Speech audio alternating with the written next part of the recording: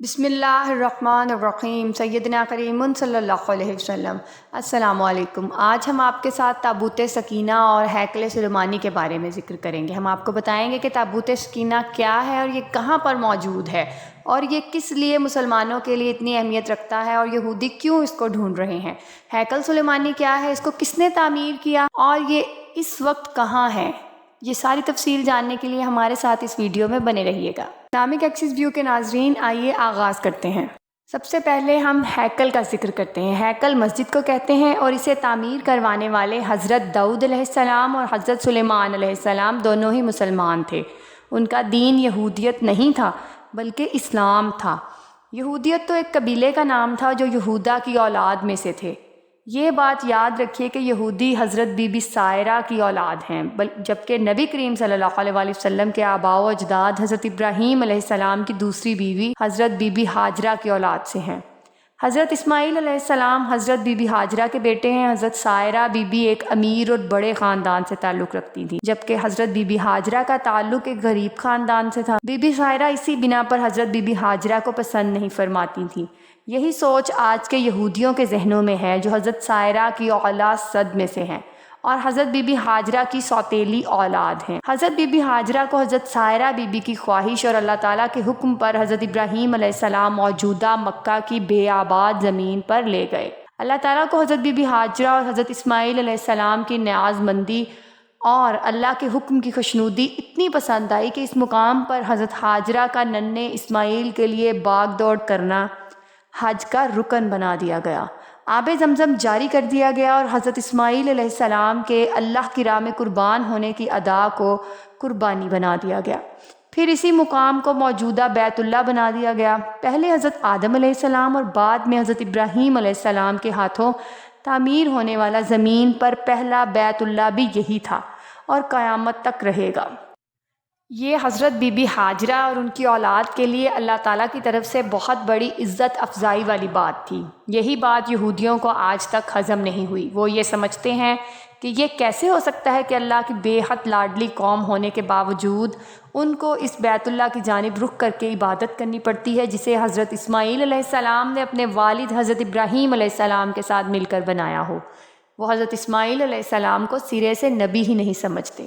وہ سمجھتے ہیں کہ نبوت پر صرف ان کا ہی حق ہے اور حضرت ہاجرہ اور حضرت اسماعیل علیہ السلام کی بے حد توہین کرتے ہیں اور نہایت گستاخانہ الفاظ استعمال کرتے ہیں۔ عام طور پر خیال کیا جاتا ہے کہ نبی کریم صلی اللہ علیہ وسلم کے خاکے کچھ اخبارات میں مذاق سے یا اتفاق سے نہیں بناتے، بلکہ اس کے پیچھے یہودیوں کی صدیوں پرانی نفرت چھپی ہوئی ہے جو ان کو بی بی ہاجرہ علیہ السلام سے تھی۔ یہودیوں کو تعصب کی وجہ سے بیت اللہ شریف کی طرف رخ کر کے عبادت کرنے سے بہت تکلیف تھی، اسی لیے وہ چاہتے تھے کہ ان کا قبلہ کوئی اور ہونا چاہیے۔ چنانچہ ایک وقت ایسے آیا کہ اللہ نے ان کی آزمائش کے لیے کہ وہ اس طرح راہ راست پر آتے ہیں یا نہیں، کچھ وقت کے لیے موجودہ مقام اقصیٰ کی جانب رخ کر کے عبادت کرنے کا حکم نازل فرمایا۔ ہیکل سلیمانی کیا ہے اور اس کی تعمیر کیسے ہوئی، آئیے جانتے ہیں۔ اصل میں ہیکل ایک مسجد کو کہتے ہیں۔ اس غلط فہمی کا بھی دور ہونا بے حد ضروری ہے کیونکہ بیت اللہ روئے زمین پر صرف ایک ہی تعمیر کیا گیا تھا جو حضرت ابراہیم علیہ السلام نے مکے میں اللہ کے حکم سے تعمیر کیا تھا۔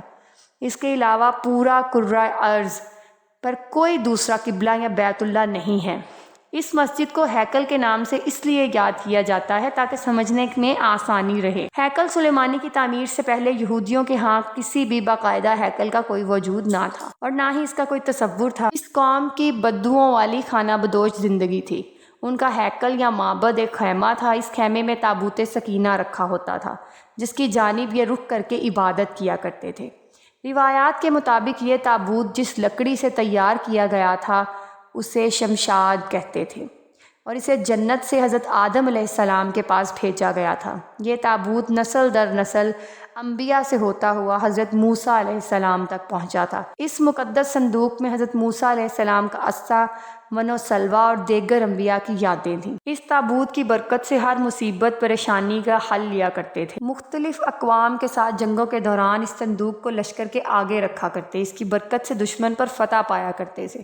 جب حضرت داؤد علیہ السلام کو بادشاہت عطا ہوئی تو آپ نے اپنے لیے باقاعدہ محل تعمیر کروایا۔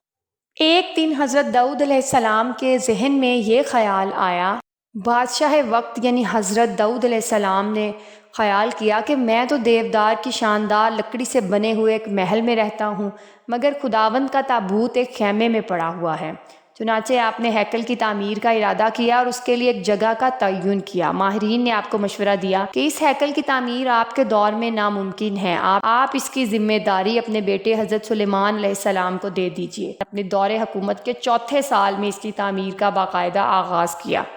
آج اس کی بناوٹ اور مضبوطی سے اندازہ کیا جا سکتا ہے کہ یہ تعمیر انسانوں کے بس کی بات نہیں۔ اتنے بھاری اور بڑے پتھروں کو ان جنات کی طاقت سے چنا گیا تھا جن پر حضرت سلیمان علیہ السلام کی حکومت تھی۔ یہ ہیکل معبد یا مسجد بہت عالیشان اور وسیع و عریض تھی۔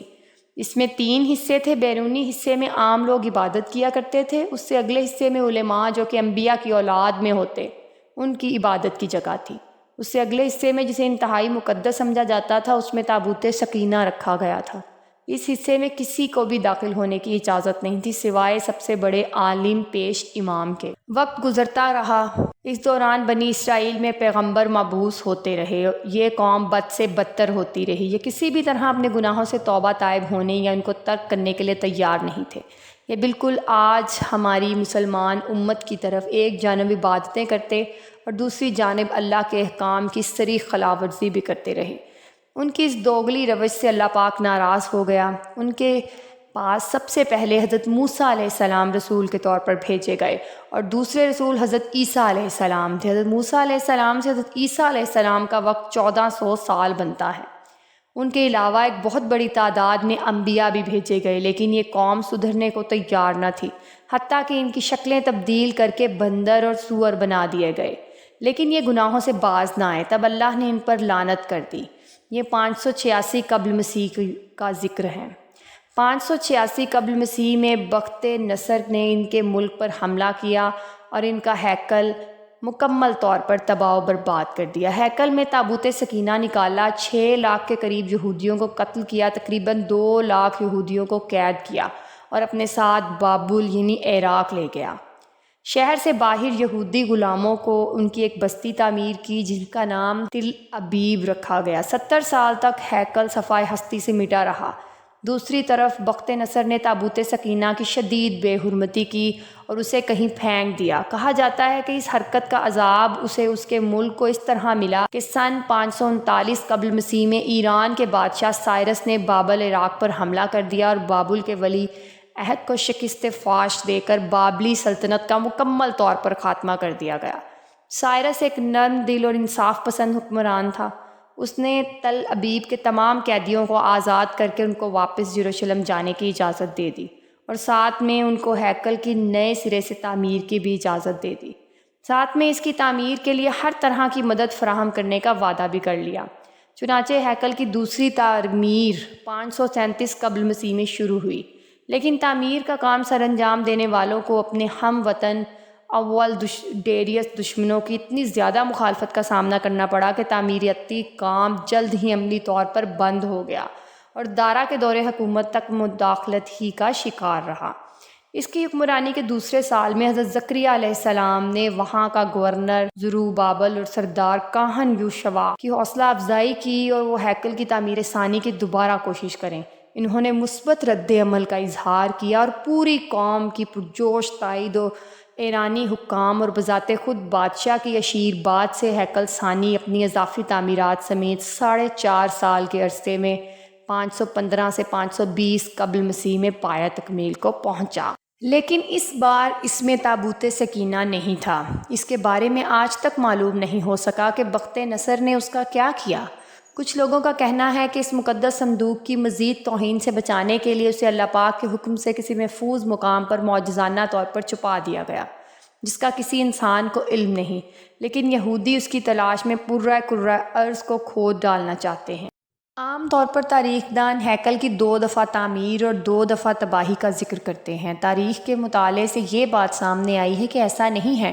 اس ہیکل کو 3 بار تعمیر کیا گیا، لیکن اس کے ساتھ ایک دلچسپ کہانی وجود میں آئی۔ ہیروڈس نے جب اس کی بہتر طریقے سے تعمیر کی نیت کی تو یہودیوں کے دل میں ایک خوف پیدا ہوا کہ اگر اسے نئے سرے سے تعمیر کے لیے گرایا گیا تو دوبارہ تعمیر نہیں ہوگا۔ ہیروڈس نے ان کو بہلانے کے لیے کہا کہ وہ صرف اس کی مرمت کرانا چاہتا ہے، اسے گرانا نہیں چاہتا۔ چنانچہ سن 19 قبل مسیح میں اس نے ہیکل کے ایک طرف کے حصے کو گرا کر اسے تبدیلی کے ساتھ اور کچھ اور وسیع کر کے تعمیر کروایا۔ یہ طریقہ کامیاب رہا۔ یوں یہودیوں کی عبادت میں خلل ڈالے بغیر تھوڑا تھوڑا کر کے ہیکل گرایا جاتا اور اس کی جگہ نیا اور پہلے سے مختلف ہیکل وجود میں آتا رہا۔ یہ کام 18 ماہ میں مکمل ہوا اور یوں تیسری بار ہیروڈس کے ذریعے ایک نیا ہیکل وجود میں آ گیا۔ کچھ عرصے بعد حضرت عیسیٰ علیہ السلام کا ظہور ہوا۔ اللہ کے اس رسول پر ایک بار پھر یہودیوں نے حسب معمول مظالم کے پہاڑ توڑنے شروع کر دیے۔ دراصل وہ اپنے مسیحا کے منتظر تھے جو دوبارہ آ کر ان کو پہلی جیسی شان و شوکت عطا کرتا۔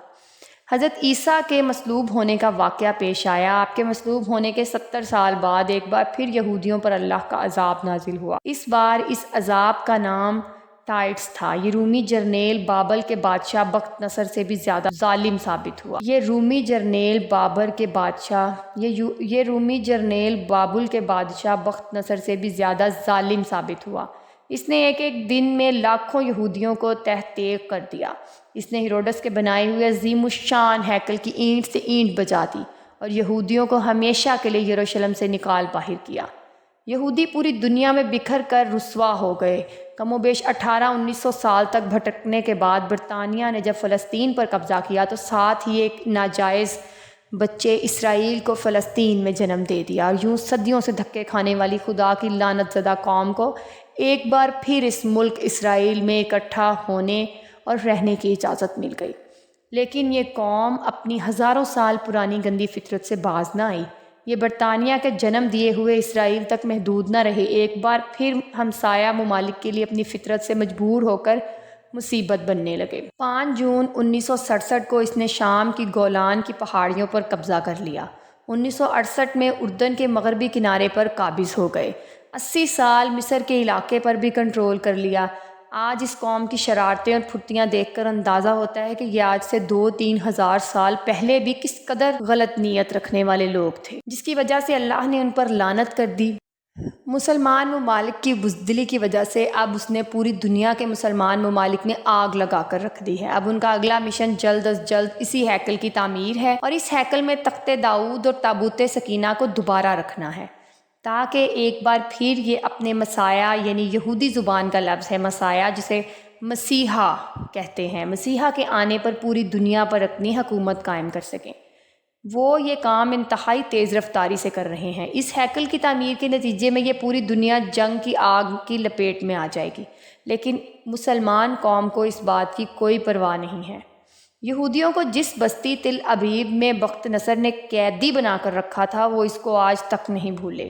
انہوں نے اسرائیل بنانے کے بعد اپنے ایک شہر کا نام تل ابیب رکھ لیا، جبکہ ہم مسلمان اس مسجد اقصیٰ کو بھی بھول چکے ہیں، جس میں ہمارے نبی صلی اللہ علیہ وسلم نے معراج کا سفر شروع کیا تھا۔ یہودی آج تک بار بار گرائے گئے ہیکل کو نہیں بھولے، حتیٰ کہ اس میں رکھے تابوت سکینہ کی تلاش میں بھی پوری دنیا کو کھود دینا چاہتے ہیں، جبکہ ہم کو یہ بھی یاد نہیں کہ عراق میں کتنے انبیاء اولیاء کے مزار پچھلے دنوں شہید کر دیے گئے تھے، اور مزاروں کو داعش نامی تنظیم، جس کو خود اسرائیل سپورٹ کرتا ہے، کے ذریعے شہید کروایا گیا۔ اللہ پاک سے دعا ہے کہ اللہ پاک سب مسلمانوں کی مدد فرمائے اور ہمیں نیک کام کرنے کی اور برے کاموں سے بچنے کی توفیق عطا فرمائے۔ اللہ پاک مدد فرمائے فلسطین کے مسلمانوں کی، جو اس وقت بہت زیادہ تکلیف سے گزر رہے ہیں، آمین۔ اگر آپ کو ہماری یہ ویڈیو پسند آئی ہے تو اس کو لائک شیئر ضرور کیجیے، اور اس طرح کی مزید ویڈیوز دیکھنے کے لیے ہمارا channel Islamic access view subscribe کیجیے۔ جزاک اللہ۔